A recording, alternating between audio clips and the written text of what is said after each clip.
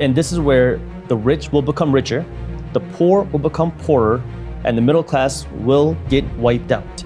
Most of us, myself included, are never taught a thing about money.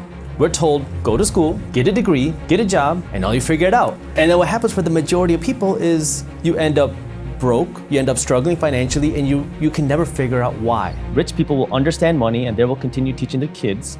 And everybody else, the majority of people who have no idea what's happening will continue to become poorer because they don't even see it happen. High school, I went through college, I went through 1 year grad school, and then I went through law school, and I never once learned a thing about money. When more money gets produced, it effectively reduces the value of each individual dollar. But this is where rich get rich and the poor get poorer, because as the value of the dollars drop, what happens? For regular people, your salary doesn't stretch as far. Your savings don't buy you as much.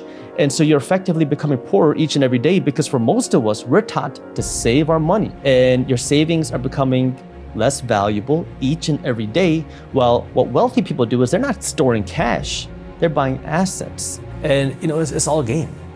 And this is what wealthy people understand. It's all a game. Anything is possible. If you live in America, you speak English, you have more opportunities than really anybody else in the world. People would literally risk their lives to come to this country because there's opportunity here.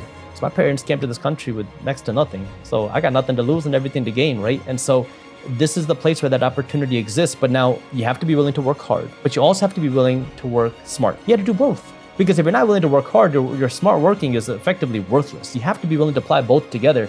And I had none of this, financial education. Your salary, hey, you got a raise, but you're actually broker now than you were before the raise, because your raise isn't keeping up with inflation. As you start to go down deeper and deeper down the rabbit hole, you start to realize, oh my God, everything that I've been told is a lie.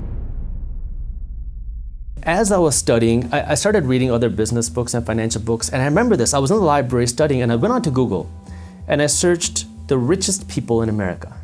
And you see people like Steve Jobs, Warren Buffett, Bill Gates, Mark Zuckerberg. And I was like, none of these people are doctors. Mm-hmm. None of these people went down that traditional route of getting a degree, doing a good job. Am I missing something? Because I thought that if you go to school, get a good degree, you can make a lot of money. And if you work harder in school, get better grades, you'll make even more money. So I thought it was just directly correlated. Your grades, your income. And that's when I started questioning things. And I realized, maybe this isn't right. And so that kind of pushed me into this whole painful, emotional journey of learning about money, learning about entrepreneurship, learning about what does it mean to become wealthy and how do you actually do it. So that was kind of the initial phase for me, and then I had to go out and actually start learning. The government can't just spend money without somebody paying for it. They have to generate the tax dollars. If they don't pay it through tax dollars, somebody's still gonna have to pay a tax. And inflation now is a hidden tax. It's a silent tax. It affects the people who don't understand money, and it disproportionately affects the poor and the financially uneducated. And this is why financial education is so important, is because if you don't understand this, you are gonna get screwed over by the system. Because now, guess what? Your gas is gonna be more expensive, your groceries are gonna be more expensive, your home cost is gonna be more expensive. The cost to do anything is gonna cost you so much more today, next year, the year after that, while your salary, hey, you got a raise, but you're actually broker now than you were before the raise, because your raise isn't keeping up with inflation. And so that's where you have to be willing to go out of your way to learn how some of these things work, because if you don't, you're just gonna be a pawn in the system. And it's very unfortunate, it sucks. And this is where I'm trying to help provide that education, because these are things I never grew up learning. These are things that I wish somebody would have told me. 7 out of 10 Americans across the board are living paycheck to paycheck. 50% of Americans that are making $250,000 a year are living paycheck to paycheck. That's crazy. It's not how much money you make, it's what you do with the money you make that is so important. And so now, if you have a buffer, you're already better than the majority of people. Now the question is, what do you do with it? Well, we're taught, save it. Save all of it. So your investments are zero, and your savings, you're trying to grow that, thinking that you're gonna become wealthy. But you're never gonna be able to outsave inflation. Your savings are literally making you poorer each and every day. However, you don't wanna just not save any money. You gotta be strategic with it. What I like to say is, there are 3 reasons why you should be saving money. You save money for an emergency, have somewhere between 3 to 12 months worth of expenses, depending on your risk tolerance. Save money for a big purchase. You want to buy a car, you want to buy a house, you need some cash to do that. Save money for an investment. If you're not saving money for one of these three reasons, you are saving your money the wrong way, and it's making you poorer each and every day. Now, you didn't say save for retirement. You invest for retirement.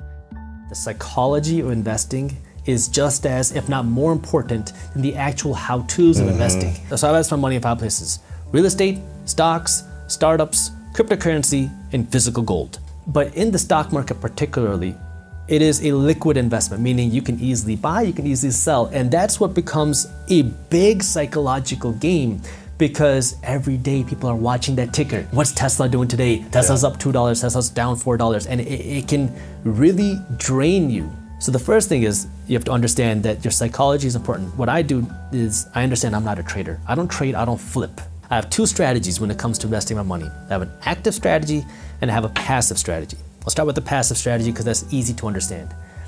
Every month, I passively invest my money into stocks, physical, gold, and cryptocurrency. And so what that means is it's automatic, low-cost ETFs, and I have ETFs to give me exposure to the S&P 500. That's kind of your safe, your value. S&P 500 are the biggest 500 companies in the stock market. So that's the kind of the safe value play.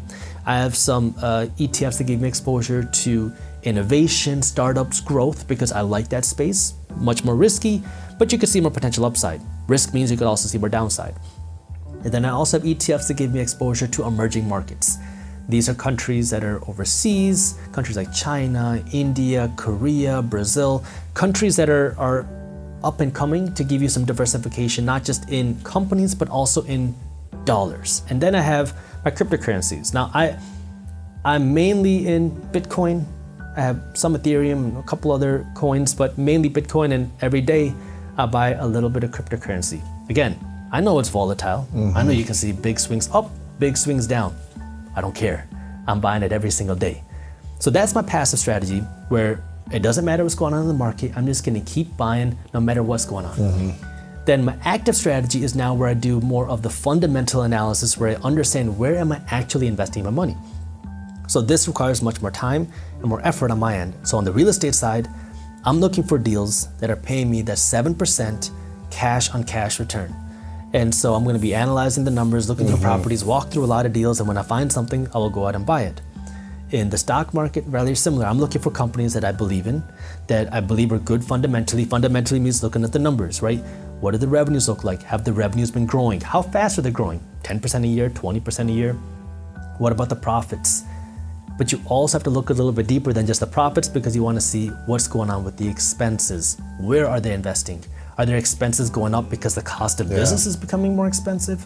Or are the expenses rising because they're investing more in their company? So you gotta do a little bit of digging in there. And then in startups, obviously I invest in my own companies, but I also invest in startup companies. I love entrepreneurship. I am a huge fan of entrepreneurs. I love supporting other entrepreneurs because I never had that support when I was getting started as an entrepreneur. So one of the ways I can provide the support is through money, through investing in some of these entrepreneurs. So I invest in these startups. Fourth, cryptocurrency. If a big cryptocurrency crash happens, well, I already know what I want to own. I'll just come in and buy more. And with gold, I don't really actively buy gold, but that's the 4 ways that I actively invest my money. Sure.